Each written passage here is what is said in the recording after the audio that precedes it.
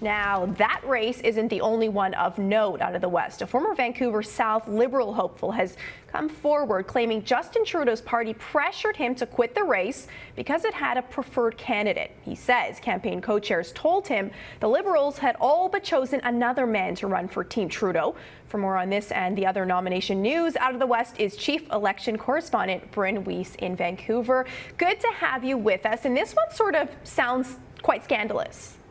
Yeah, it certainly does sound scandalous, Karen, and really the problem here for the Liberals is that it keeps that narrative alive that these open nominations that Justin Trudeau has promised all across the country are in fact anything but. The Vancouver South race, we covered it back when it was happening, was always controversial.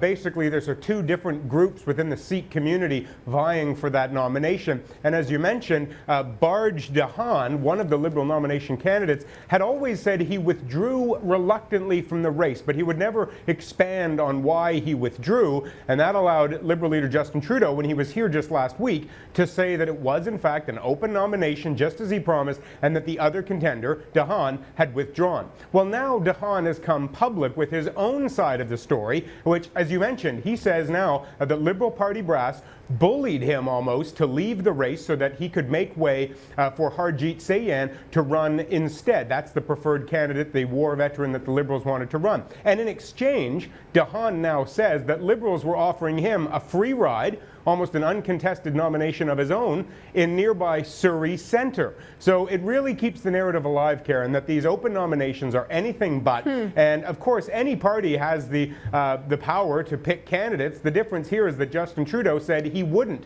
do that. And now we're hearing from some unsuccessful nomination candidates that the party's doing just that.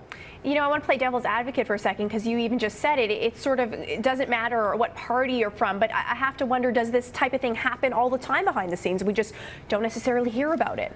Yeah, I think that's a fair point. I mean, nominations are always tough for parties, especially in certain ridings where there's maybe a lot of interest from some high-profile candidates. And as I mentioned, usually in any federal party, the leader has the final say and can handpick candidates if he or she chooses. But the difference here is that Justin Trudeau has always promised these open nominations where he would not get involved, he would not use that leadership power that he has to pick candidates. And we are hearing all across the country, really, stories in different ridings where people are complaining it wasn't an open nomination, party brass was getting involved in trying to influence the outcome. It certainly doesn't help maintain this storyline that they're having open nominations, but on the other hand, they don't need to do it either. It's just a nice thing that they've promised, and so if they're not following to it, it's not as if it's a law against it. No, but I guess it's sort of like practice what you preach, and is this proving to be a trend? I want to shift gears. We just mentioned off the top there, Vancouver East, this of course the race to replace NDP veteran Libby Davies, and really shaping up to be quite the battle between two provincial colleagues.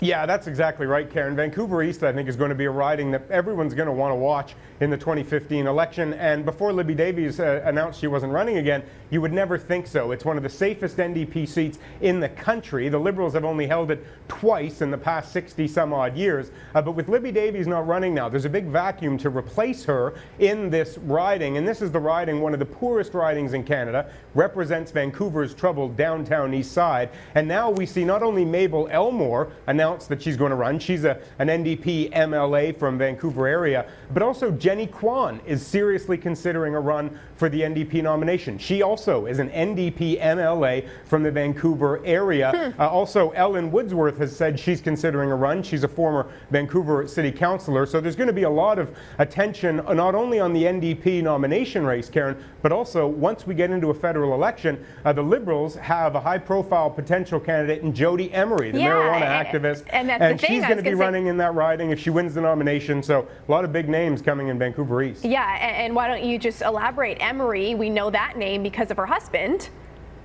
Of course, Mark Emery, the Prince of Pot. This is his wife, Jody Emery, who has announced she wants to run for the Liberal nomination. There are others who want that Liberal nomination. And again, it's not clear whether the Liberal Party might get involved and try to persuade some people in that race to step aside for maybe a preferred candidate to come through. So it's going to be a lot of interest NDP side. There'll be a lot of interest on the Liberal nomination side. And then when we get into a federal election, this is Libby Davies' old seat. Used to be safe NDP. The Liberals might be able to win it. Bryn Weiss, live for us from Vancouver. Nice to chat. Thanks, Bryn.